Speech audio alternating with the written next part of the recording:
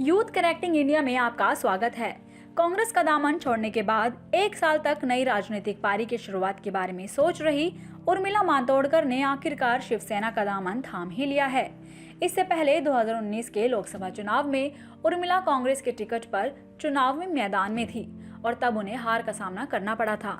उस समय उनका बॉलीवुड स्टारडम भी नरेंद्र मोदी के राजनीतिक जलवे के सामने फीका पड़ गया था। अब उर्मिला ने ऐसी पार्टी का दामन थाम लिया है जो हिंदुत्व की राजनीति करने के लिए जानी जाती है। हालांकि उर्मिला के पार्टी में शामिल होने से पहले ही महाराष्ट्र में कांग्रेस एनसीपी के साथ गठबंधन कर शिवसेना ने सरकार का गठन तो कर लिया, लेकिन तब से उसके हिंदुत्व वाली छवि पर बार बार सवाल खड़े किए जा रहे हैं।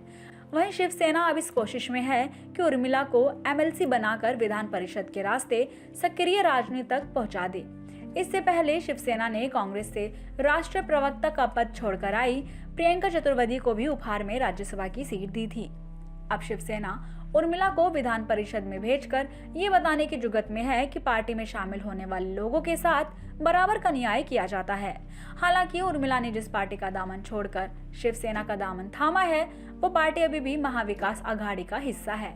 आपको बता दें कि विचारधारा के उलट उर्मिला जिस पार्टी में शामिल हुई हैं, वो पार्टी हिंदूवादी पार्टी के टैग के साथ राजनीति कर रही है, जबकि उर्मिला की सोच इससे पहले हिंदू धर्म को लेकर जो बनी हुई है वो मीडिया के जरिए पहले ही सामने आ चुकी है। And that is what I dislike the most. The religion which has been known for its religious tolerance has turned out to be the most violent religion of them all. And देखिए, secular कट्टर हिंदुत्व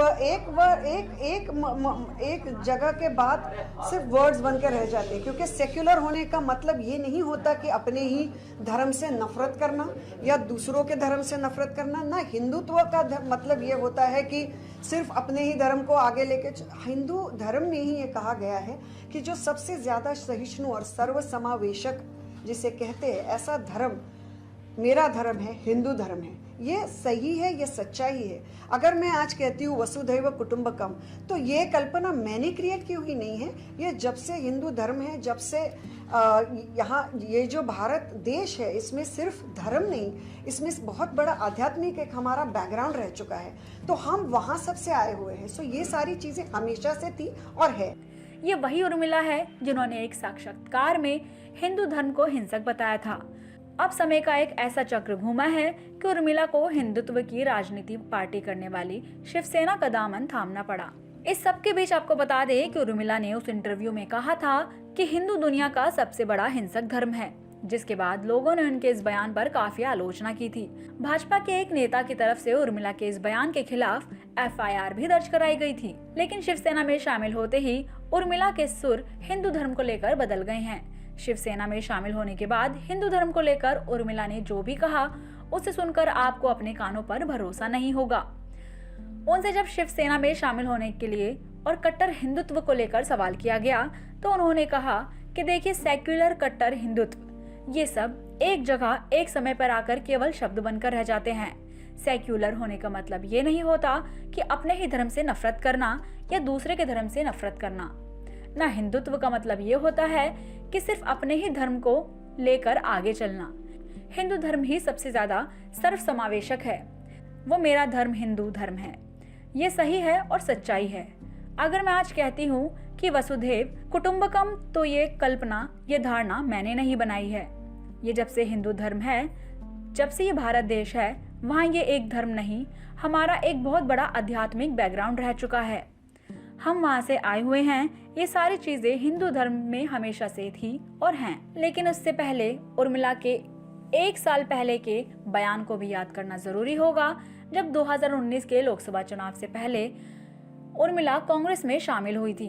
मैं जानती हूँ कि कहीं ना कहीं फिल्मों के सितारे जब राजनीति में आते हैं तो उन्हें उनके ग्लैमर के लिए, उनके नाम के लिए, लोगों को खींचने के लिए बुलाया जाता है, ऐसा समझे, और वो गलत नहीं है।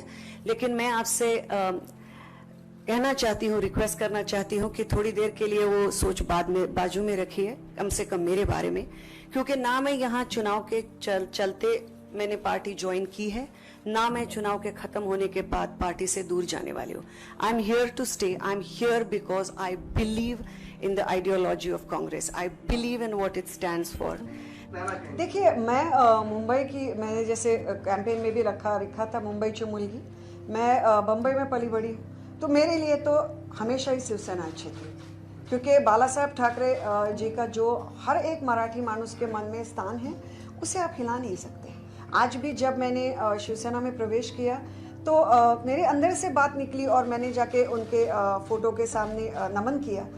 इस दौरान उन्होंने कांग्रेस में शामिल होने पर कहा था कि वो ना तो चुनाव के चलते पार्टी ज्वाइन की है और ना ही चुनाव खत्म होने के बाद पार्टी से दूर होने वाली हैं, क्योंकि कांग्रेस की विचारधारा में वो विश्वास रखती हैं। लेकिन उनका ये विश्वास जल्द ही टूट गया और वो कांग्रेस का दामन छोड़ शिवसेना से जुड़ गई। इस दौरान वो अपने बयान से पलटी मारते हुए कहती हैं कि मेरे लिए हमेशा शिवसेना ही अच्छी है। अब तो आप समझ ही गए होंगे कि राजनीतिक पार्टी के साथ बदलते ही हिंदू धर्म को लेकर उर्मिला के विचार कैसे बदल गए हैं। उससे भी बड़ी बात, जिस शिवसेना ने हिंदुत्व का झंडा बुलंद कर दिया, महाराष्ट्र में अपनी सियासत की, वो कैसे उर्मिला के ऐसे बयानों को नजरअंदाज कर उसे पार्टी में शामिल होने के लिए तैयार हो गई है। ऐसी ही जरूरी और लेटेस्ट खबरों के लिए हमारे साथ जुड़े रहिए और हमारे चैनल को लाइक, शेयर और सब्सक्राइब कीजिए।